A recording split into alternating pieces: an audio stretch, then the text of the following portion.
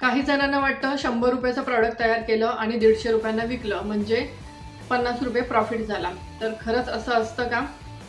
कारण प्रॉडक्ट तयार करताना कच्चा माल, packaging, gas, electricity, shipping, label, packaging अशा बऱ्याचशा गोष्टी आहेत. आणि आजच्या व्हिडिओमध्ये आपण स्मॉल बिझनेसमध्ये प्रॉडक्टची प्राईस ठरवताना कोणत्या गोष्टी लक्षात घ्यायला पाहिजे या विषयावर बोलणार आहोत. तर सगळ्यात आधी नमस्कार मंडळी आणि स्वागत आहे तुमचं आपल्या यूट्यूब चॅनलवर. तर सगळ्यात आधी खूप खूप धन्यवाद सगळ्यांना माझे व्हिडिओ बघितल्याबद्दल. आणि व्हिडिओच्या खाली खूप छान छान कमेंट्स आलेत. त्या कमेंट्सबद्दल थोडंसं बोलूयात. त्यानंतर मी तुम्हाला प्रॉडक्टच्या प्राईसबद्दल सांगणार आहे. तर एका ताईंची कमेंट होती की तुमचे व्हिडिओ बघून मला मोटिवेट होतं आणि खरं तर अशा कमेंट्समुळे मला स्वतःला खूप उत्साह येतो आणि मला स्वतःला प्रोत्साहन मिळतं अजून व्हिडिओ बनवण्यासाठी. आणि एका ताईंनी फूड लायसन्सवरती कमेंट केली होती, फूड लायसन्सबद्दल माहिती सांगा. तर फूड लायसन्सवर मी व्हिडिओ नक्की घेऊन येईल, पण फूड लायसन्सवर मी पूर्ण माहिती घेऊनच व्हिडिओ बनवणार आहे. कारण अर्धवट माहिती देण्यापेक्षा व्यवस्थित माहिती घेऊन व्हिडिओ बनवणं माझ्यासाठी खूप महत्त्वाचं आहे. आणि अजून एका ताईंनी कमेंट केली होती की 1 किलो थालीपीठ भाजणीची कॉस्टिंगचं व्हिडिओ बनवा, म्हणजे माहिती द्या. पण माझा थालीपीठ भाजणीचा बिझनेस असल्यामुळे मी एक्झॅक्ट कॅल्क्युलेशन तुमच्यासोबत शेअर करू शकत नाही.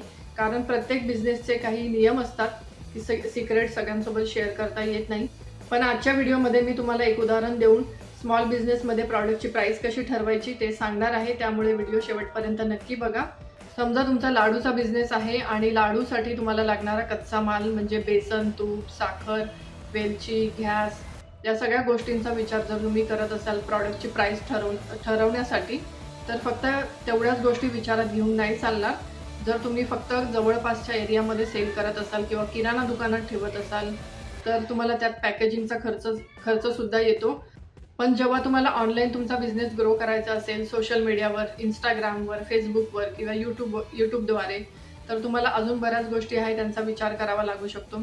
जसं की कच्चा माल, पॅकेजिंग, शिपिंग, लेबल आणि प्रॉडक्ट तयार झाल्यावरची पॅकेजिंग वेगळी आणि प्रॉडक्ट जेव्हा आपण पार्सल कुरिअरनी पाठवतो त्याची पॅकेजिंग वेगळी असते. त्याच्यामुळे त्या सगळ्या गोष्टींचा विचार करावा लागतो. त्यानंतर सगळ्यात महत्त्वाचं म्हणजे तुमचा वेळ. प्रॉडक्ट तयार करण्यासाठी तुम्ही किती वेळ देता आणि ट्रॅव्हलिंगचा खर्च, ते कच्चा माल आणण्यासाठी तुम्ही दुकानात जाता तो तुमचा ट्रॅव्हलिंगचा खर्च, त्यानंतर कुरिअर एजन्सीपर्यंत जाण्याचा खर्च, या सगळ्या गोष्टींचा विचार करावा लागतो प्रॉडक्टची प्राईस ठरवताना. आणि या सगळ्या हिडन कॉस्ट आहे ज्या आपल्या लक्षात येत नाही सुरुवातीला. मला सुद्धा सुरुवातीला एवढं लक्षात आलं नव्हतं. जेव्हा मी बिझनेस सुरू केला आणि 3-4 ऑर्डर्स जेव्हा मी पाठवल्या त्यानंतर मला या सगळ्या गोष्टी लक्षात आल्या.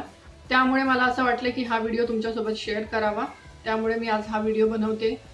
आणि सगळ्यात महत्त्वाची गोष्ट म्हणजे स्मॉल बिझनेस आणि फॅक्टरी या दोन्ही ठिकाणी तयार होणाऱ्या प्रॉडक्टमध्ये कधी कधी कस्टमर कंपॅरिझन करतो प्राईसमध्ये. तर सगळ्यात महत्त्वाचं म्हणजे फॅक्टरीमध्ये जे प्रॉडक्ट तयार होतं, फॅक्टरीमध्ये जे रॉ मटेरियल आहे ते बल्कमध्ये येतं, 25 किलो, 50 किलो, 100 किलो. तर त्यामुळे त्यांना रॉ मटेरियल स्वस्त मिळतं.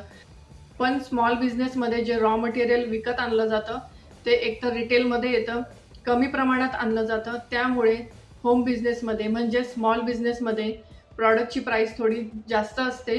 कारण स्मॉल बिझनेसमध्ये प्रॉडक्टसाठी लागणारा कच्चा माल आम्हाला महाग मिळतो, रिटेलमध्ये मिळतो आणि आम्ही कमी प्रमाणात आणतो. त्यामुळे प्रॉडक्टची प्राईससुद्धा आम्हाला थोडीशी जास्त ठेवावी लागते. आणि त्याच्यासाठी पॅकेजिंग, स्टिकर, लेबल, शिवाय आमचा वेळ, आमची मेहनत या सगळ्या गोष्टी असतात. आणि सगळ्यात महत्त्वाचं म्हणजे स्मॉल बिझनेसमध्ये म्हणजेच होम बिझनेसमध्ये जे प्रॉडक्ट सेल केलं जातं, विकलं जातं, ते प्रॉडक्ट फ्रेश असतं. ऑर्डर दिल्यानंतर तयार केलं जातं किंवा 7-8 दिवस आधी तयार केलेलं असतं. खूप जुनं स्टोअर करून ठेवलेलं नसतं, 2-2, 3-3 महिने स्टोअर करून ठेवलेलं नसतं. त्यामुळे त्या प्रॉडक्टमध्ये आणि फॅक्टरीमध्ये तयार केलेल्या प्रॉडक्टमध्ये खूप फरक असतो. प्राइसिंगमध्ये सुद्धा खूप फरक असतो. आणि स्मॉल बिझनेस ओनर्सला मला हेच सांगायचं आहे की फक्त कच्चा मालाचाच तुम्ही कॉस्टिंग काढू नका, इतर खर्चाचा सुद्धा विचार करा. आणि सगळ्यात महत्त्वाचं म्हणजे तुमचा वेळ. तुम्ही तो प्रॉडक्ट तयार करण्यासाठी जो तुम्ही वेळ देता त्या वेळेचं सुद्धा तुम्ही कॅल्क्युलेशन केलं पाहिजे आणि कॉस्टिंगमध्ये त्या वेळेचं सुद्धा तुम्ही कॉस्टिंग काढली पाहिजे. आणि हे सगळ्यात महत्त्वाचं आहे कारण फॅक्टरीमध्ये जे लेबर असतात त्यांना त्या गोष्टीचाच पगार दिला जातो, कामाचा पगार दिला जातो, वेळेचा पगार दिला जातो.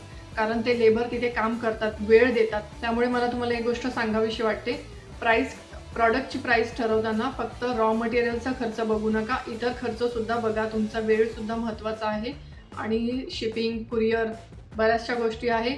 एक दिवस शांतपणे बसून सगळा खर्च लिहून काढा. तुम्ही प्रॉडक्ट तयार करण्यासाठी कोणत्या कोणत्या गोष्टींचा खर्च येतो, पॅकेजिंग, आणि तुमचा वेळसुद्धा त्याच्यामध्ये कॅल्क्युलेट करा. तर आजचा व्हिडिओ तुम्हाला कसा वाटला मला कमेंटमध्ये नक्की सांगा. व्हिडिओ आवडला असेल तर लाईक आणि चॅनलला सबस्क्राईब करायला विसरू नका. पुन्हा भेटूया पुढच्या व्हिडिओमध्ये, पण मला कमेंटमध्ये नक्की सांगा तुम्ही कोणता बिझनेस करत आहात.